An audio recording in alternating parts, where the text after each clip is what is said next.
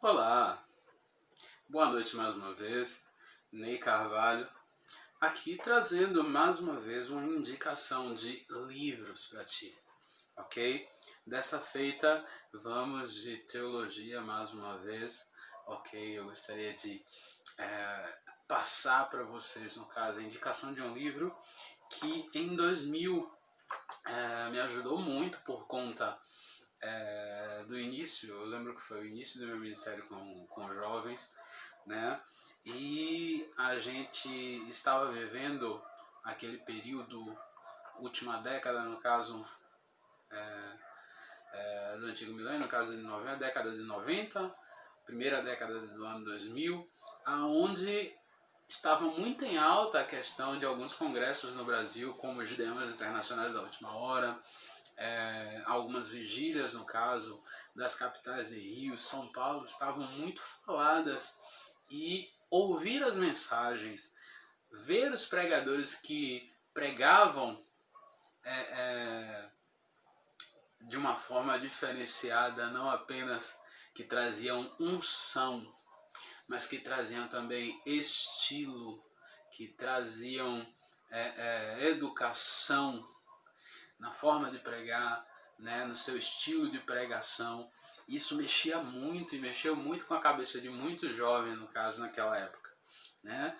E por conta disso, comigo não seria diferente, né? Quem nunca teve o desejo, a vontade de pregar como um Silas Malafaia da vida, né? Como um Napoleão Falcão da vida, um Marcos Feliciano da vida, né? Cada um de nós tivemos uma série de referências, nomes a citar, um Josué Brandão da vida, né? Um dos grandes nomes aqui da nossa Bahia, por assim dizer. E em meio a esse desejo, né, que eu tive, assim como o desejo foi o desejo de muitos jovens, no caso no final da década de 90, início do ano 2000, né, surgiu aquele desejo, eu gostaria de pregar, quem sabe como um desses irmãos, né? Então eu senti o desejo de estudar um pouquinho homilética. Ney, que negócio é esse? Homilética é uma matéria, no caso de teologia, né, do estudo dentro da teologia, que se dedica à confecção da forma mais erudita possível, mais plástica, mais bela, mais perfeita, por assim dizer, fazendo uso da forma mais correta possível da nossa língua portuguesa, da teologia, da hermenêutica, né, da interpretação dos textos bíblicos. Então, essa era uma busca de muitos jovens, no caso, na época que eu me converti, né, no final da década de 90, início dos anos 2000, e muitos jovens buscaram, no caso, ferramentas com as quais pudessem estudar, né, a confecção do sermão, né, uma mensagem, uma pregação, para assim, quando tivesse a oportunidade de pregar na igreja, em um culto com jovens, num culto com senhores, senhoras, né, poder pregar uma mensagem, no caso, perfeita, ou mais próximo, né, que pudesse se chegar da perfeição. Eu sei, existe aquela questão, muitos ainda usam aquela frase que a letra mata, mas sem a letra, né, surgem muitas heresias. A gente deve ter cuidado com isso, né? E chega um momento na Bíblia Sagrada, quando você pega o livro de Provérbios, Provérbios aconselha que a gente busque o conhecimento, que a gente até mesmo invista nossas finanças nisso, que nós venhamos comprar essa sabedoria com um bom preço, né? São detalhes, são informações, né, que com a simples leitura, com o simples estudo da Bíblia Sagrada, não dá para adquirir, né? Alguns, no caso, por serem autodidatas, terminam, no caso, aprendendo pelo exemplo, a questão da educação, da entonação da voz, isso quando tem um bom exemplo, né? Mas quando não tem, ocorrem muitos problemas. Então eu não queria passar por esses problemas, então eu recorri a buscar um livro, um manual que fosse de homilética, no caso, que pudesse suprir essa minha necessidade de buscar pregar, no caso, né, sem cometer muitas falhas que eu via em outros pregadores, em outros jovens que estavam iniciando, né? Por conta disso chegou até minhas mãos esse livro aqui, Homilética, o Pregador e o Sermão. É um livro do Severino Pedro da Silva, né? Publicado pela CPAD, casa publicadora, no caso da Assembleia de Deus, né? E esse livro é um resumo, por assim dizer, da matéria de homilética. Todavia, esse livro, o que ele traz, o conteúdo dele é muito completo, né? É muito completo, de modo que quando você se debruça sobre ele, realmente você vai começar a enxergar um monte de falhas que você cometia quando você pregava, né? E vai adquirir uma série de conhecimentos, no caso, dentro da área de pregação, que vai fazer com que você dê um salto na tua postura como pregador, nas tuas mensagens, né? E passe a considerar melhor alguns detalhes, no caso, dentro da pregação do Evangelho, que por vezes a gente se esquece de observar, né? Como a clareza, o alvo da mensagem, né? Ter a preocupação de que teus ouvintes, no caso, precisam entender a mensagem que você está transmitindo, ok? Então esse livro eu adquiri, no caso, esse aqui eu adquiri no final no início dos anos 2000, né? Eu lembro que eu estava, eu havia me formado, estava servindo, no caso, o exército, né? E esse foi um dos livros que, em meio ao meu serviço militar, eu li lá no quartel, né? Na época que servi com o muito digno, né? Deixo aqui, no caso, a menção honrosa do nome, né, do meu comandante Jefferson Teixeira Espezin, né, que foi o meu comandante e que transmitiu muito conhecimento para nós também. Era um homem muito temente à palavra de Deus, juntamente com sua família, ok?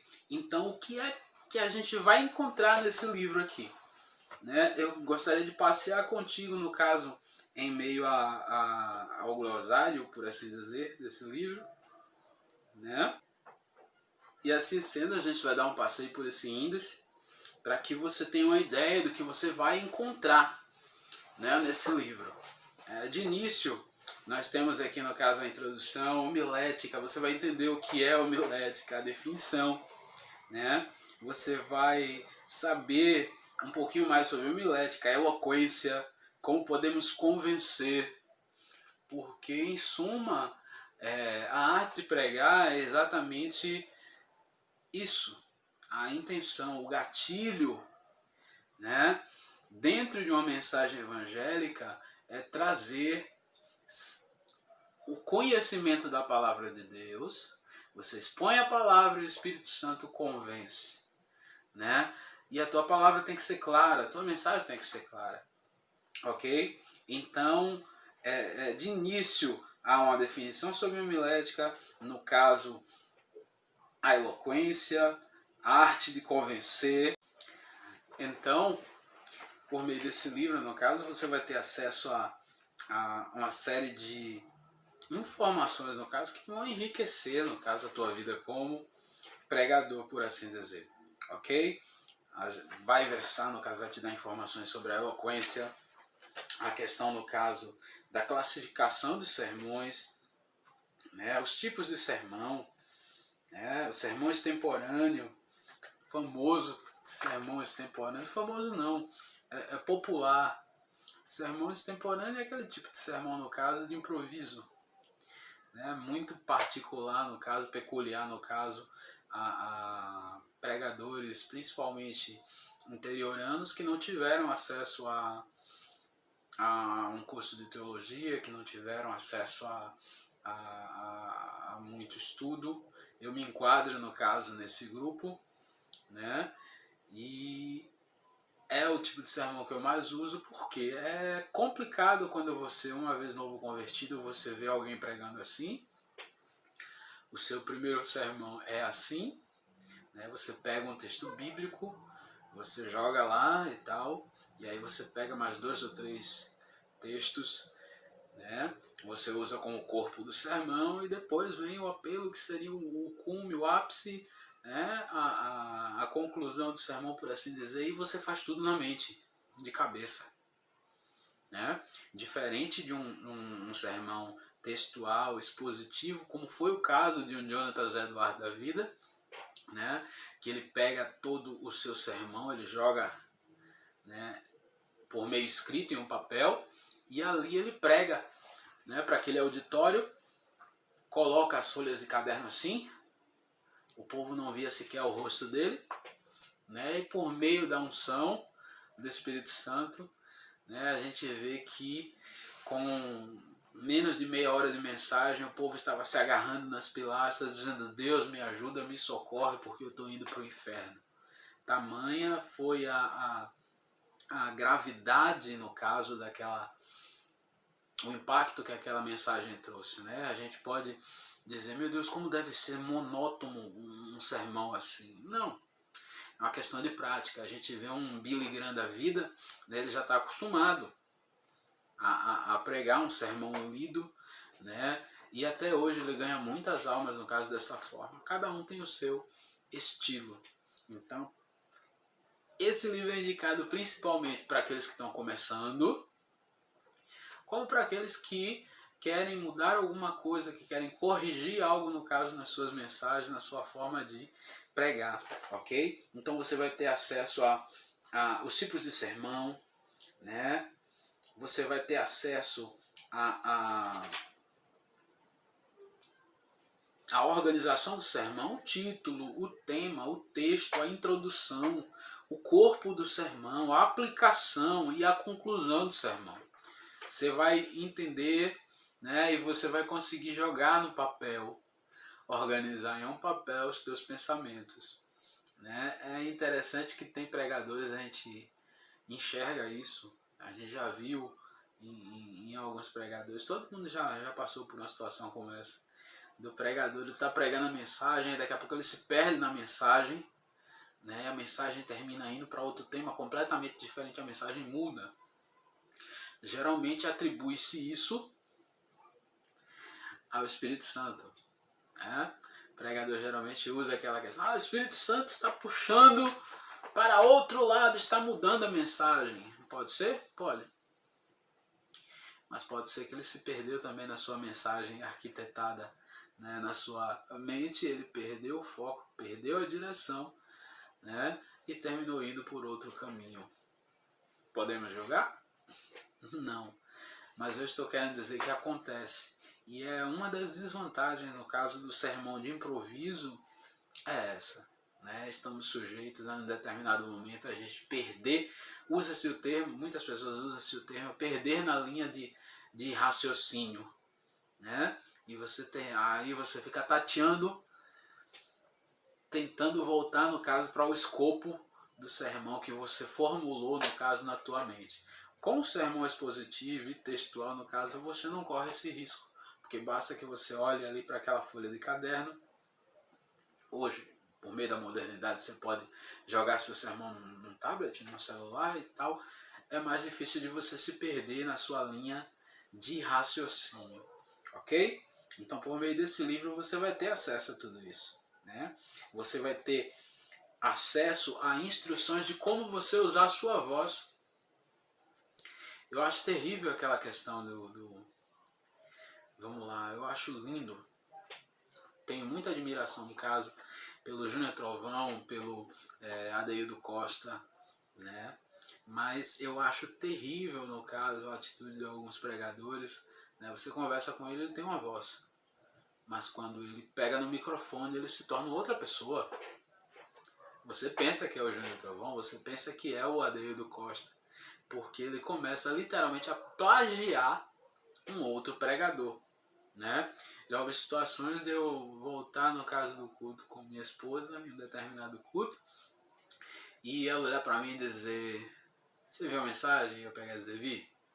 E ela chegar para mim e dizer: "Eu já ouvi aquela mensagem." A gente tem essa mensagem em casa, né? Por conta da gente lidar, ser ativo na obra, a gente termina se expondo a livros, se expondo a mensagens, porque a gente quer aprender mais, mas é um risco que a gente deve evitar. Plagiar, no caso, a forma de falar, a forma de, o tom da voz. Tem pessoas que jogam a voz não é dele. Aí no outro dia ele amanhece rouco, com dor de garganta, porque ele forçou demais a sua voz. Ele tentou ser uma pessoa que ele não é. E a gente precisa ter identidade própria, né? Por meio desse livro você vai, né, ver alguns conselhos que podem te ajudar a você correr disso. Você tem que ter a tua identidade como pregador, ok? Então você vai ver exercícios, no caso, para o uso correto da tua voz, né? A questão, no caso, aqui tem conselhos aqui que você acharia numa consulta com fonoaudiólogo, né? Como você abrir a sua boca, como você desprender a sua mandíbula.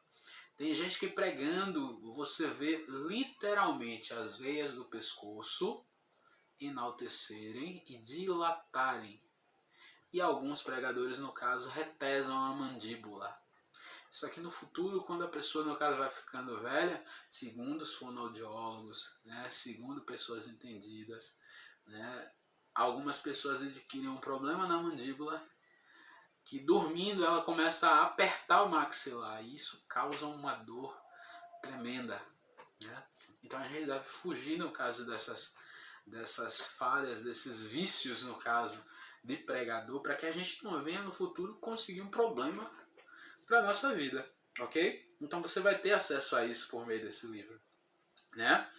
Tem a questão da respiração, né?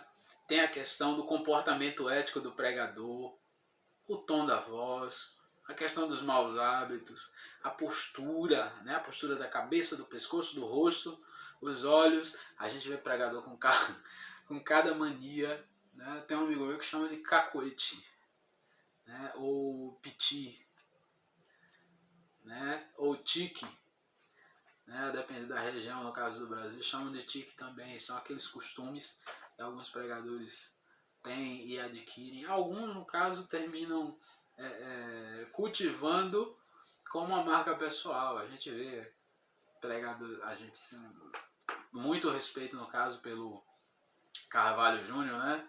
O do lencinho, pega o lencinho, a toalhinha e bate na, né? Marca registrada dele, né? Mas é ridículo quando alguém imita, né? Eu acho algo ruim. Você tem que ter a tua identidade como pregador, ok? Então, mais do que isso, nesse livro você vai ter acesso a o estilo, né, de pregação, a questão do auditório e seus componentes, né? Você vai ter acesso, no caso, à questão da estrutura, no caso, que você vai fazer uso, o microfone, né? Você conhecer o mínimo de um sistema de som, para você saber o que você vai pedir, no caso, ao técnico de som, se você vai pedir mais agudo, mais grave, porque a depender da situação, o microfone, a forma como estiver regulado, irá forçar a sua voz também, né? E se há possibilidade de adequar o som à sua voz, o som a você, é bem melhor do que você se adequar ao som, porque você pode, em determinado momento, acontecer aquela questão de você forçar a sua voz, forçar, no caso, a tua mensagem, tentando se moldar ao modo como o som está regulado, ok? Então esse livro é muito bom, eu espero que você possa adquiri-lo, né? Tem a questão das figuras de linguagem, né? Que você vai encontrar aqui muita coisa, coisa que você, quem sabe, estudou na escola, que já se esqueceu e que é tudo usado em mensagem, tudo usado em pregação. A questão da metáfora, a questão da parafrase, né, a elipse, por aí vai. São figuras de linguagem, né, são ferramentas que podem deixar, no caso, tua mensagem mais rica, ok? Então, desde já, essa foi a indicação que eu trouxe para ti. Homilética, o pregador e o sermão. Eu espero que você goste, né? Isso aqui pode dar um up, né? Deixar as tuas mensagens mais belas e você bem mais educado, sem correr riscos, no caso, para a tua voz e para a tua saúde, tentando imitar algum outro pregador, ok? Eu espero que você leia, que você goste, desejar, ó, comenta, compartilha, ok? Para que assim o canal possa crescer, para que eu possa ter um pouco mais de incentivo para criar esses vídeos e trazer, no caso, indicações de livros legais para você, ok? Que o Eterno te abençoe em nome de Yeshua, ok? E que assim, ó, crescer na graça e no conhecimento, ok? Na graça, com oração, com jejum, com santidade, ok? E no conhecimento, por meio do estudo da palavra, por meio do estudo de tudo aquilo que te cerca, ok? Se você observar direitinho, Salomão, no caso, pregando, Davi pregando, você vai ter a mesma impressão que eu. O Salmo 119 fala, ali é inquestionável. A palavra está falando da palavra de Deus, dos mandamentos do Eterno, né, da palavra do Senhor que nós devemos buscar desesperadamente, né, viver, conhecer e seguir. Mas quando você vai para Provérbios, quando a gente enxerga um Salomão da vida dizendo buscai o conhecimento, né, buscai a inteligência, aquilo ali fala muito também de intelecto, né? É aquela questão, algo que desde a minha mocidade eu tento adquirir, conhecer um pouquinho de cada coisa, né? Para que quando eu chegar no meio de um círculo de pessoas, no caso, eu não ficar voando, né? Mas conhecer um pouquinho daquela situação, daquele assunto, né? Não é tudo, mas que a gente venha crescer na graça e no conhecimento, conhecer a si mesmo, conhecer, no caso, o lugar onde a gente vive, o nosso país, a nossa sociedade, para que assim a gente venha de forma melhor pregar a palavra do Senhor, ok? Que o Eterno te abençoe. Ó, beijo do Ney. Shalom.